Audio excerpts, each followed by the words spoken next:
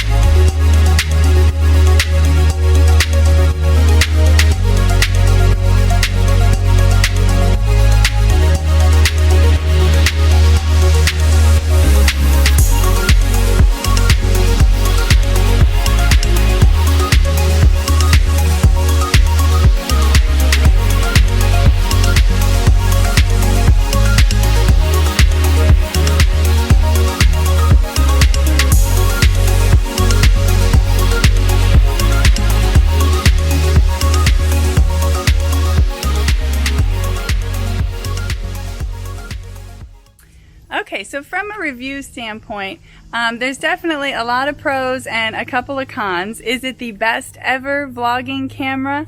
I'm not sure about that. I'm always on the hunt for the perfect camera. So I did have a chance to take it out vlogging recently, so I do have a lot of test clips I will be showing you as I'm talking about this. Or you can also check out that full vlog and see the whole camera experience and see how it went for me. So I love that it's small. I love that it's tiny. I love that it's easy to turn on. I got the little flip around screen so I can see what I'm doing as I'm talking if I want to walk and vlog while I'm at the parks. It does have a little bit of depth to it compared to the GoPro that I use a lot. I got the GoPro 7 Hero Black, and it does have that sometimes bubbled image, sometimes a super flat image. So this does give you at least the opportunity to have a little bit of blurriness in the background and give you a little bit of that depth. I will say it has a face tracking feature that can be good or bad. I like that it keeps on me, and when I move I can do this.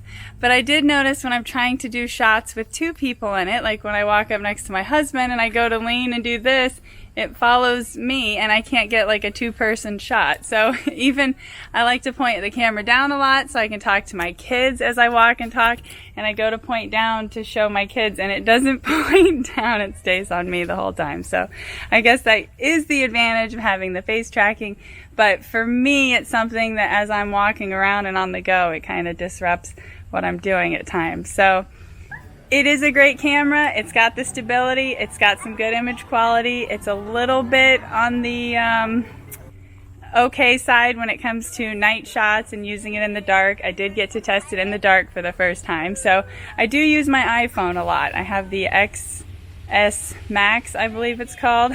So giant phone, that's what my second angle is being filmed on over here, even though that's the forward facing camera. So but that gets really good quality, especially even in the evening when you're doing night shots and stuff. So that's what I used for the recent fireworks show that I put up. So this one is doing great, especially if you're on the go and especially in the daytime.